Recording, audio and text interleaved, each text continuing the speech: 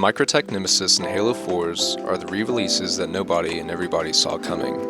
With a lot of brands paying attention to what social media is focusing on, models like the Nemesis have been regaining traction among the forums in recent years.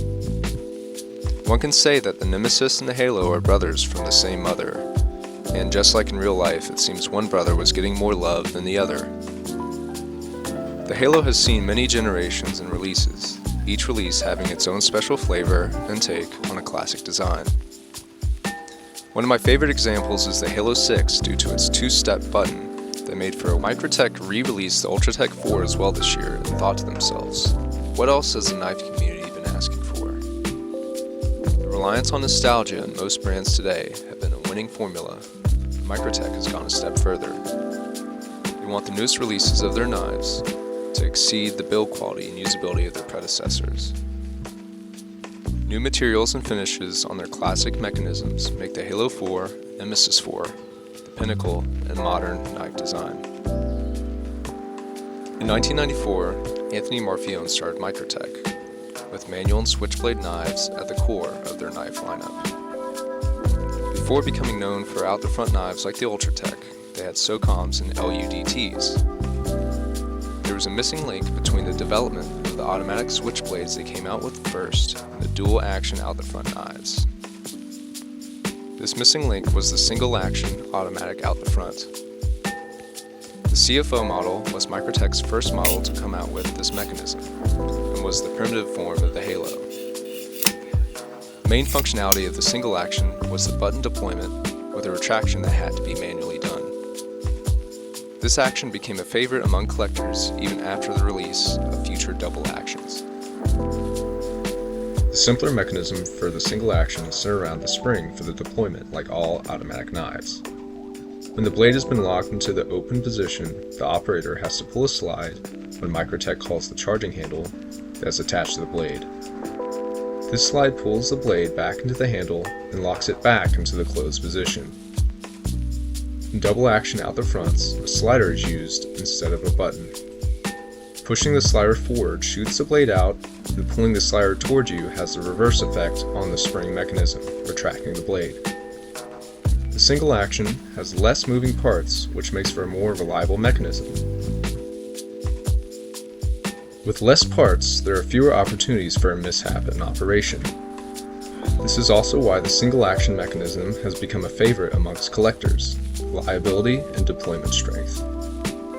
Because the spring only has to work in one direction, single actions can have a lot more power loaded into the spring, lending to a quicker and stronger deployment.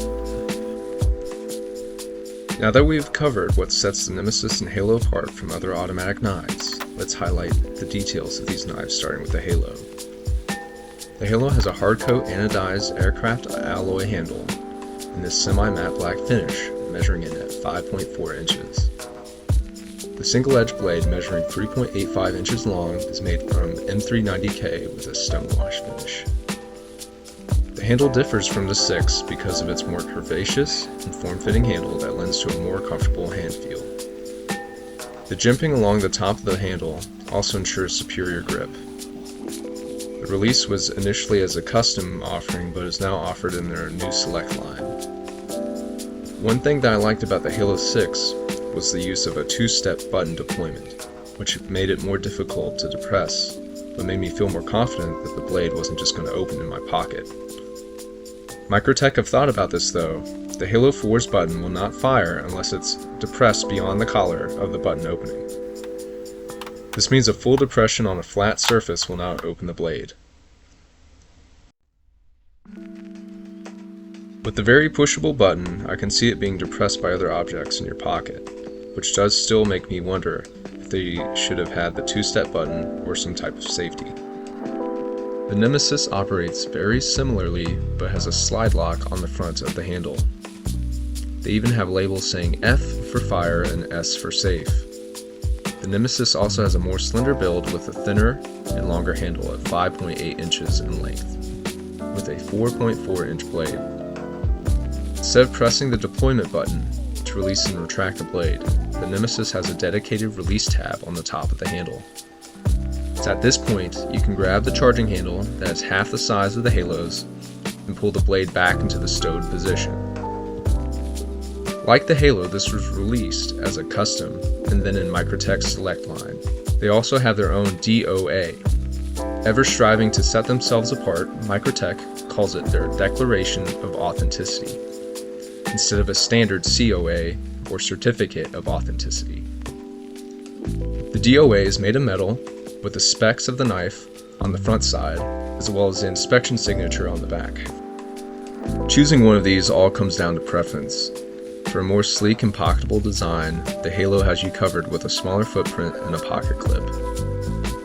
The lack of a safety switch and a dedicated tab for the releasing of the blade also simplifies the design. If you don't mind the extra elements on the handle and prefer a worry-free carry, the Nemesis is the way to go. A longer, less pocketable handle length and the lack of a pocket clip makes it more reminiscent of older Microtech designs, but also has the added safety features that some will appreciate. Based on these elements, let us know which you would choose in the comments below. Let us know if you like more content like this by subscribing to our channel.